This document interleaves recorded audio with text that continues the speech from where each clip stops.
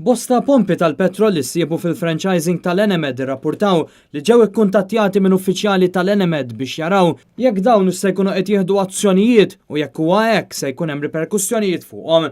Il-GRTU kkundannat dan l-aġir minn kumpanija li suppost hija indipendenti u li qed tintuża għal skopijiet ulterjuri.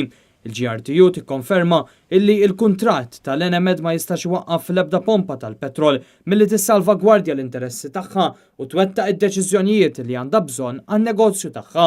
Dwar dan tkellem Paula Bela, President tal-GRTU, f'intervista ma' Robert Cremona waqt il-programm Net Live. Uffiċjali u li minn ġal-Enemed u dan taħna sa nieħdu passi li għandna nieħdu qed jeddidhom jekk il-lejla jieħdu sehem dik-direttiva ibatu l-konsekwenzi. Ġifieri issa nitkellmu.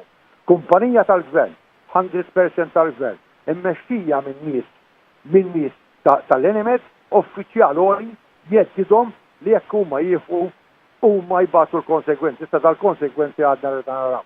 Ġifieri il-kumpanija Enemed qed nagħmilha ċara. Il-gvern għamilha biex jibda jiddiskrimina kontra ż-żgħir. Ġifieri dal-pajjiż iż-żgħir issa sar jaqla bis-sieq. Il-GRTU ħabbret li se tkun qed tieħu l-passi kollha neċessarji biex tipproteġi lill-membri tagħha.